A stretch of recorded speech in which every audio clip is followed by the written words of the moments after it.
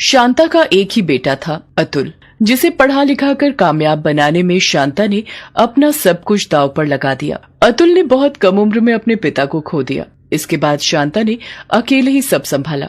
अतुल को पढ़ाने के लिए शांता ने अपनी पुश्तैनी जमीन और अपना घर तक बेच दिया और वो खुद लोगों के घरों में काम करके गुजारा चलाने लगी। शांता के संघर्ष को अतुल भी खूब समझता था, इसीलिए उसने भी कभी मेहनत से परहेज नहीं किया और आखिरकार उसने शांता के सपने को पूरा कर ही दिखाया। माँ, कहाँ हो माँ? जल्दी आओ। क्या हो गया? क्यों पूरा घर सिर पर उठा रखा है तूने? बात ही कुछ ऐसी है माँ, आप भी जब सुनोगी ना तो खुशी से नाचने लगोगी। माँ, आपको याद है पिछले महीने मैंने दिल्ली की एक कंपनी में इंटरव्यू दिया था? माँ, वहाँ से ये ऑफर लेटर आया है। मतलब वे लोग मुझे जॉब दे रहे हैं। सीनियर मैनेजर की पोस्ट ऑफर हुई है माँ, और सैलरी पूरे 50,000। शांता सच में खुशी से नाचना चाहती थी, लेकिन ऐसा नहीं कर सकी। घुटनों में दर्द जो था उसके, लेकिन फिर भी अतुल उसके जज्बात समझ गया, क्योंकि शांता की खुशी उसकी आंखों से जो बह रही थी। अतुल ने शांता को गले से लगा लिया और बोला, बस माँ, अब तक तुमने जितनी भी तकलीफें झेली हैं, ऊपर वाले ने उन सब का फल दे दिया है। अब आप और मैं दिल्ली जाकर रहेंगे। नहीं बेटा, अभी तू अकेला ही जाकर पहले नौकरी शुरू कर, अच्छे से सारा तालमेल बिठा ले, फिर आकर ले जाना मुझे। ठीक है माँ, लेकिन आप मुझसे वादा करो कि जब तक मैं आपको लेने नहीं आता आप अपना ख्याल रखोगी, ज्यादा काम नहीं करोगी, और मैं हर महीने आपको पैसे भेजता रहूंगा। हाँ हाँ ठीक है, ये सब छोड़, अब मुझे जल्दी से बांके बिहारी जी के मंदिर ले चल। ये सब उन्हीं की कृपा से हुआ है। मंदिर जाकर प्रसाद चढ़ाना है मुझे। हाँ माँ, चलो चलते हैं। कुछ ही दिनों में अतुल दिल्ली आ गया। बहुत कम दिनों में ही उसने अपने व्यक्तित्व की छाप पूरे ऑफिस में छोड़ दी। हर कोई उसे पसंद करने लगा, खास तौर पर शमिता, जो कंपनी के मालिक की इकलौती बेटी थी और अपने पापा की जगह उस कंपनी को संभाल रही थी। Wow, very nice mister Atul, आपकी लीडरशिप में कंपनी की ग्रोथ बढ़िया है।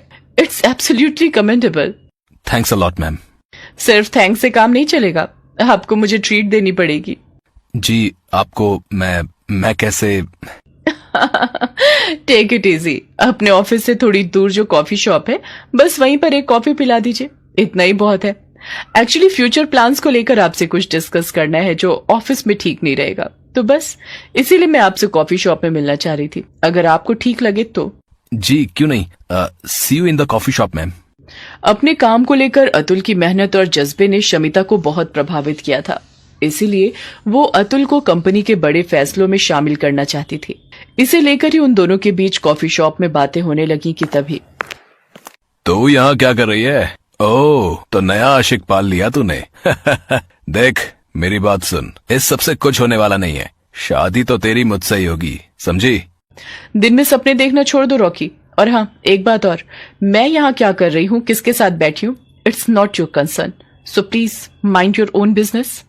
अच्छा, तो तू खुद को बड़ी बिजनेस वुमन समझने लगी है? हाँ, याद रख, आज भी तेरी कंपनी मेरे पापा की बदौलत ही चल रही है, तो तुझे करना तो वही होगा जो मेरे पापा चाहेंगे, मतलब जो मैं चाहूंगा। शमिता को बहुत गुस्सा आ रहा था। उसने फौरन अतुल को वहां से चलने का इशारा किया, फिर कॉफी शॉप से बाहर। मैम, ये मिस्टर राकेश है ना, मीर चंदानी सर के बेटे? हाँ, कंपनी को बचाने के लिए क्या कुछ दांव पर लगा है, ये तो तुम समझ ही गए होगे Atul. Please for God sake, मुझे इस हैवान से बचा लो। हमें कैसे भी करके कंपनी को अपने हाथ में लेना ही होगा अतुल, चाहे जो हो जाए। शमिता का इशारा अतुल समझ गया था। अतुल ने खूब मेहनत की और शमिता के साथ मिलकर कुछ ही महीनों में कई प्रोजेक्ट्स हासिल किए, जिनकी बदौलत जल्दी ही शमिता ने पूरी कंपनी को टेक ओवर कर लिया। अतुल, तुमने जो मेरे लिए किया है उसका एहसान मैं कभी नहीं चुका सकती। Thank you so much Atul.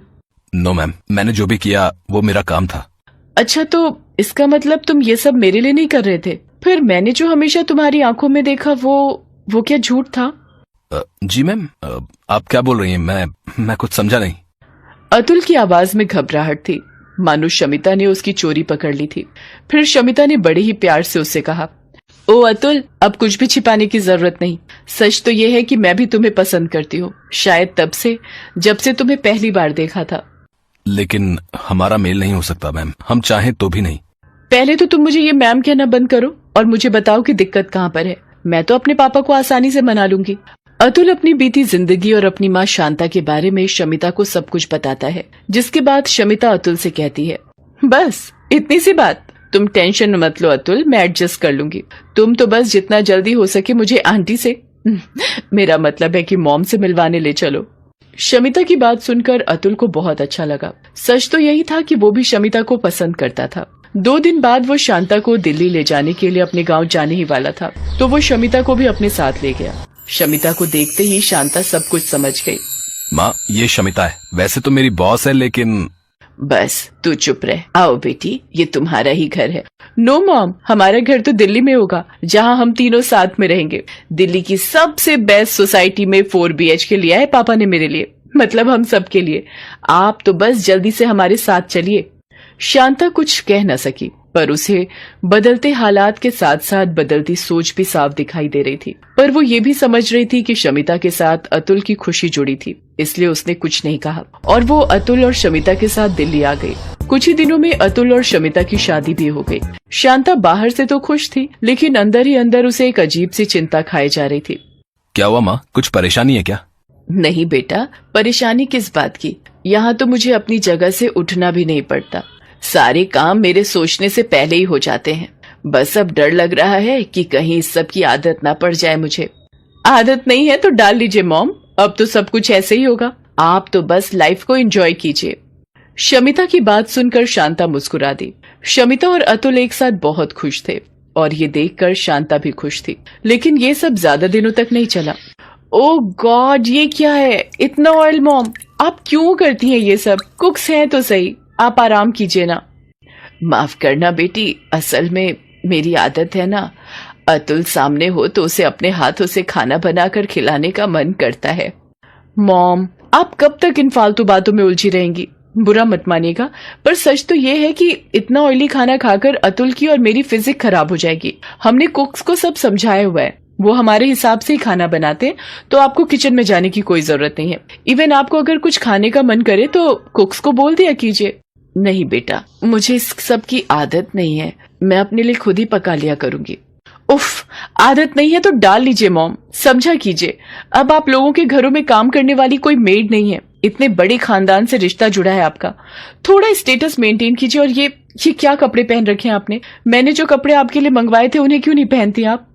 बेटा वो कपड़े, वो मुझे एक्चुअली ना गलती मेरी और अतुल की ही है। हम आपके लिए कितना भी कर ले, पर आप तो खुद को बदलना ही नहीं चाहती। वैसे गलती आपकी भी नहीं है। अचानक इतना सारा पैसा और ऐशो आराम किसी को मिल जाए तो यकीन करना थोड़ा मुश्किल ही होगा। शमिता तो अपनी बात कहकर वहां से चली गई, लेकिन शांता से ये सब बर्दाश्त नहीं हुआ। वो फौरन जाकर अपना सामान बांधने लगी। वो किसी को बिना बताए वहां से वापस गाँव जाना चाहती थी, लेकिन अतुल ने उसे देख लिया। माँ, कहाँ जा रही हो आप? वो भी इतने सामान के साथ। आप रुको, मैं गाड़ी मंगवाता हूँ और आपके साथ भी चलता हूँ। आप बताओ कहाँ चलना है? तुम परेशान मत हो, वो बहुत दिनों से गांव जाने का मन हो रहा था मेरा, तो बस इसीलिए। और गाड़ी की जरूरत नहीं है, मैं चली जाऊंगी, बस आसानी से मिल जाती है। अरे ये कैसी बातें कर रही हो आप? माँ, कुछ हुआ है क्या? होना क्या है, तुम्हारी माँ को ड्रामा जो क्रिएट करना है तो वो तो करेंगी। इन्हें जाने दो अतुल। सच तो ये है कि ये गाँव में ही रहने के लायक है, ये हमारे साथ बिल्कुल भी एडजस्ट नहीं कर सकती हैं। शमिता की बात सुनकर अतुल का पारा चढ़ जाता है। वो गुस्से से शमिता से कहता है, तुम्हारी हिम्मत भी कैसे हुई मेरी माँ के बारे में ये सब कहने की? और तुम मुझे ये बताओ कि एडजस्ट कौन करने वाला था, माँ या तुम? सच तो ये है शमिता, माँ ने जो मेरे लिए किया है उतना संघर्ष करने के बारे में कोई सोच भी नहीं सकता। तुम्हें अगर लगता है कि माँ तुम्हारे इस आलीशान घर में रहने के लायक नहीं है तो साफ साफ सुन लो, मैं भी माँ के साथ ही जाऊंगा। नहीं नहीं बेटा, ये क्या बोल रहा है तू? बेटा बहू कुछ गलत नहीं कह रही है। सच ही तो है, मैं सचमुच इस सब के लायक नहीं हूँ। यहाँ सब कुछ तो है मेरे लिए, लेकिन फिर भी एक अजीब सी घुटन महसूस कर रही हूँ। मैं गाँव में ही ठीक रहूंगी बेटा, जाने दे मुझे। नहीं माँ, मैं आपको नहीं जाने दूंगा। एक दिन तो मुझे जाना ही है बेटा, तो मेरे खातिर क्यों अपनी खुशियों से मुंह मोड़ रहा है? बहू बहुत अच्छी है, तुझसे बहुत प्यार करती है वो, मैंने देखा है। सच कहूँ तो अब मैं बिल्कुल निश्चिंत हूँ, जानती हूँ कि वो तेरा बहुत अच्छे से ख्याल रखेगी मेरे जाने के बाद। इतना कहकर शांता बेसुध हो गई और जमीन पर गिर पड़ी। ये देखकर अतुल और शमिता दोनों उसकी तरफ भागे, लेकिन अब वो कुछ नहीं कर सकते थे। उस दिन शांता को जाना ही था। ये बात अलग है कि वो अब इस दुनिया से ही जा चुकी थी। अतुल फूट फूट कर रो रहा था और शमिता वो शर्मिंदा थी। शांता की कीमत का अंदाजा शायद अब जाकर उसे हो रहा था। ये कहानी है सुभद्रा की। सुभद्रा गांव में रहती है और उसका बेटा अखिल शहर में। वो वहां एक मल्टीनेशनल कंपनी में जॉब करता है। सुभद्रा का बेटा अखिल अचानक से शहर से उससे मिलने गांव आया था। बेटे को देखकर वो बहुत खुश हुई और फिर से वही शिकायतें उसकी शुरू हो गई जो हर माँ की होती हैं। कैसी शक्ल बनाकर रखी है तूने, कितना दुबला हो गया रे तू। अरे खाना पीना ठीक से खाता नहीं है क्या? बहुत काम करवाते हैं क्या ऑफिस वाले? अरे माँ कहाँ दुबला हुआ हूँ, वैसा ही तो हूँ। पता नहीं यार माँ की आंख ऐसी क्यों होती है, उसे अपना बच्चा दुबला ही दिखता है। तुझसे तो बोलना ही बेकार है। सुन, तू हाथ मुंह धो ले, मैं तेरे लिए आलू के पराठे बनाकर लाती हूँ। सुभद्रा रसोई में जाने लगी तो अखिल ने अपनी माँ का हाथ पकड़कर उसे सोफे पर बिठा लिया और कहा, अरे माँ ये सब छोड़, मुझे तुमसे कुछ बहुत जरूरी बात करनी है। ये सुनकर सुभद्रा की आंखों में चमक आ गई और उसने खुश होकर उससे पूछा, क्या बात करनी है बेटा? शादी के बारे में? तू तैयार है? रुक, मैं तुझे कुछ दिखाती हूँ। सुभद्रा ने सोफे के पास रखे टेबल से कुछ लिफाफे निकाले और उससे लड़कियों की तस्वीर निकालकर अखिल को दिखाने लगी। बोल, कौन सी है तुझे पसंद? अखिल ने उन तस्वीरों को बेमन से देखा और माँ से कहा, माँ मुझे इनमें से कोई भी पसंद नहीं है। क्या बोल रहा है तू? सारी इतनी सुंदर हैं, पढ़ी लिखी भी हैं। तब अखिल ने अपनी माँ से जो बात कही उसे सुनकर उनके चेहरे पर चमक आ गई। अरे सच, तूने लड़की पसंद कर ली है? अरे कौन है वो? क्या नाम है उसका? कहाँ की है? अरे माँ एक साथ इतने सारे सवाल। ये कहकर अखिल ने अपना मोबाइल निकाला और उसकी गैलरी से आकांक्षा की तस्वीर निकाल कर दिखाई। उसे देखकर सुभद्रा बहुत खुश हुई। वाह, कितनी सुंदर है मेरी बहू। मैं बहुत खुश हूँ बेटा, बहुत खुश। अखिल और आकांक्षा की शादी हो गई। जब वो पहली बार उसे लेकर घर आया तो सुभद्रा द्वार पर उसकी आरती उतार रही थी, तो आकांक्षा को ये सब पसंद नहीं आ रहा था। आकांक्षा शहर में रहने वाली मॉडर्न ख्यालों की लड़की थी। उसने सुभद्रा से कहा, क्या मम्मी जी, अब ये सब कौन करता है? अरे क्यों नहीं करता, सभी करते हैं। लक्ष्मी हो तुम मेरे घर की, और लक्ष्मी का स्वागत तो ऐसे ही किया जाता है। सुभद्रा की बातों को सुनकर आकांक्षा ने अपना मुंह बना लिया। अखिल चाहता था कि आकांक्षा थोड़े दिन माँ के साथ रहे, क्योंकि उसकी कंपनी वाले उसे देश से बाहर भेजने वाले थे। आकांक्षा ने भी कभी गांव देखा नहीं था, इसलिए उसने अखिल की बात टाली भी नहीं। ठीक है बाबा, लेकिन जल्दी आ जाना, मैं यहाँ अकेले बोर हो जाऊंगी। अखिल शहर चला गया। एक दिन की बात है, सुबह का समय था। आकांक्षा अपने कमरे में सोई हुई थी। सुभद्रा घंटी बजाते हुए पूजा कर रही थी। घंटी की आवाज से आकांक्षा डिस्टर्ब हो रही थी। वो गुस्से में बाहर आई और सुभद्रा से कहा, क्या मम्मी जी, सुबह सुबह इतना शोर क्यों कर रही हैं आप? ऐसा नहीं कहते बहू, मैं पूजा कर रही हूँ और अब तो सुबह के 7 बज गए। 7 बज गए तो मैं क्या करूँ? मुझे आप जैसे गवारों की तरह जल्दी उठने की आदत नहीं है। चलिए अब बंद करिए ये सब और मुझे सोने दीजिए। सुभद्रा को अपनी बहू की बात बहुत बुरी लगी, लेकिन वो चुप रह गई और खुद को ही दोष देने लगी। मेरी ही गलती है। अरे वो शहर की है, वहाँ लोग देर से सोते हैं, देर से जागते हैं। मुझे इस बात का ख्याल रखना चाहिए। आकांक्षा ज्यादातर समय या सोकर बिताती या अपने दोस्तों से बात करके। वो सुभद्रा की कोई मदद नहीं करती। एक दिन वो फोन पर बातें कर रही थी और सुभद्रा अपने बैल को चारा दे रही थी, तो अचानक उसका बैल जोर से रंभाने लगा। अरे क्या हो गया, क्यों गुस्सा कर रहे है तू? मैं आ तो गई खाना देने। हाँ ठीक है, मैंने आज थोड़ी देर कर दी। अरे क्या करती, मेरे घुटनों में जोरों का दर्द जो था, बूढ़ी हो गई हूँ ना मैं। उधर फोन पर बातें करती आकांक्षा की दोस्त ने बैल के रंभाने की आवाज सुनी तो उसने कहा, अरे क्या बात है आकांक्षा, तबेले में है क्या तू? ये पीछे से कैसी आवाज आ रही है? अरे गांव है ना ये, यहाँ तो गाय भैंस की आवाज आएगी ना, कोई डीजे तो बजेगा नहीं। अच्छा सुन, मैं तुझसे थोड़ी देर में बात करती हूँ। आकांक्षा ने फोन काटा और सीधे सुभद्रा के पास पहुंची। क्या मम्मी जी, आप लोगों को जरा भी तमीज नहीं है क्या? अरे मैं फोन पर बातें कर रही हूँ और आपका ये बैल शोर कर रहा है। अरे मेरी बेइज्जती होती है दोस्तों के सामने, आपको बड़ा मजा आता है ना मुझे तंग करने में। ये तुम कैसी बातें कर रही हो बहू, मैं भला तुम्हें क्यों तंग करूंगी? और जहां तक बात रही इसके रंभाने की, तो इसे भूख लगी थी। अब ये बेचारा हमारी तरह खाना तो मांग नहीं सकता, जानवर है ना। ये जानवर है, आप तो नहीं। कान खोलकर सुन लीजिए, जब मैं अपने दोस्तों से बात करूं तो इसे बाहर ले जाइए, नहीं तो मैं ये घर छोड़कर चली जाऊंगी। अरे नरक बना दिया है मेरा जीवन आप लोगों ने। सुप्रिया फिर से खामोश रह गई।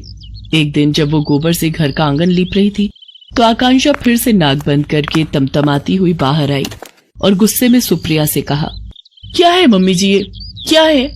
पूरे घर में आपने बदबू फैला दी है। बहू गोबर है ये, पता है कितना पवित्र होता है, घर में कीटाणुओं को प्रवेश नहीं करने देता ये। अरे क्यों मेरे पीछे पड़ी हैं आप?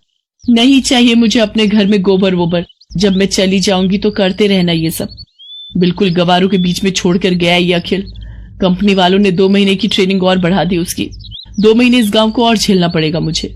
सुप्रिया आकांक्षा की किसी बात का बुरा नहीं मानती, वो उसे बहुत प्यार करती थी। एक दिन की बात है, सुप्रिया ने आकांक्षा से कहा, बहू आज कुछ लोग तुम्हें देखने के लिए आ रहे हैं। वो क्या है ना कि ये लोग शादी में नहीं आ पाए थे। मुझे देखने? अरे मैं क्या कोई नुमाइश की चीज हूँ जो मुझे देखने आ रहे हैं? सुनिए, उन लोगों को मना कर दीजिए, मुझे किसी से नहीं मिलना। आकांक्षा बार बार सुप्रिया का अपमान करती और बार बार उसे जली कटी सुनाती, लेकिन सुप्रिया अपनी बहू को कुछ नहीं कहती। उसे हमेशा यही लगता कि बहू शहर की है, वहां के तौर तरीके अलग होते हैं, उसे वो बदल नहीं सकती। एक बार की बात है, सुप्रिया कुछ दिनों से बहुत बीमार थी। उसका बुखार उतरने का नाम ही नहीं ले रहा था, लेकिन आकांक्षा को इन सब बातों से कोई फर्क नहीं पड़ता था। एक दिन आकांक्षा छत की बाउंड्री के पास खड़ी होकर अपने दोस्तों से बातें करते हुए और अपनी सास की शिकायत करके अभी फोन रखा ही था कि तभी न जाने कैसे उसका पैर फिसल गया और वो छत से नीचे गिर पड़ी। आह! आकांक्षा की आवाज सुनकर सुप्रिया भागी भागी बाहर आई। उसने देखा कि आकांक्षा जमीन पर गिरी तड़प रही है। बहू बहू, अरे ये कैसे हो गया? आकांक्षा लहूलुहान हो गई थी। गांव में अस्पताल 4 किलोमीटर दूर था। सुप्रिया को समझ नहीं आ रहा था कि वो क्या करे। तभी उसे अपने बैल के रंभाने की आवाज आई। सुप्रिया ने अपने बैलों को तुरंत बैलगाड़ी में जोड़ा और अपनी बहू को उसमें डाला और खुद ही बैलगाड़ी चलाकर अस्पताल की ओर जाने लगी। जल्दी चल और जल्दी चल, मेरी बहू को जल्दी से अस्पताल पहुंचाना है। दोनों बैल पूरी तेज गति से भागने लगे। कुछ देर बाद ही वे सभी अस्पताल पहुंच गए। आकांक्षा की गंभीर हालत देखकर डॉक्टर ने उसे तुरंत एडमिट कर दिया और उसका इलाज शुरू कर दिया। कुछ देर बाद डॉक्टर ऑपरेशन थिएटर से बाहर आए। अब आपकी बहू की हालत में सुधार है। अगर आपने उसे लाने में जरा भी देर की होती तो कुछ भी हो सकता था। जब तक आकांक्षा अस्पताल में रही, सुप्रिया न रात को सोती न दिन को। वो सारा समय उसके सिरहाने बैठी रही, उसकी किसी भी जरूरत को तुरंत पूरा करती। आकांक्षा को पता लग गया था कि सुप्रिया किन परिस्थितियों में और कैसे उसे अस्पताल लेकर आई थी। उसे अपनी हर पुरानी बात आज याद आ रही थी और उसे पश्चाताप हो रहा था। माँ जी, मुझे माफ कर दीजिए, मैंने आपके साथ कितना बुरा किया, क्या नहीं कहा आपको, लेकिन आपने मेरी जान बचाने के लिए क्या कुछ नहीं किया। मेरी गलतियों के लिए माफ कर दीजिए। अरे कोई गलती नहीं की तूने, तू ठीक हो गई बहू, बस मेरे लिए यही सबसे बड़ी बात है। तभी आकांक्षा को बैल के रंभाने की आवाज आई। वो उस आवाज को सुनी रही थी। तभी, पता है तू यहाँ बीमार है तो मेरे दोनों बैलों ने भी खाना पीना छोड़ दिया है। वो अस्पताल के बाहर ही खड़े रहते हैं। सच कहूँ तो वो ना होते तो पता नहीं मैं तुम्हें कैसे अस्पताल लेकर आती। सुप्रिया की बातों को सुनकर आकांक्षा की आंखों से झरझर कर आंसू निकलने लगे। वो बाहर निकली और बैलों को गले लगाकर उनसे भी माफी मांगी। आकांक्षा बदल गई थी। उसे गांव अच्छा लगने लगा था और सुप्रिया में तो उसकी जान बसने लगी थी।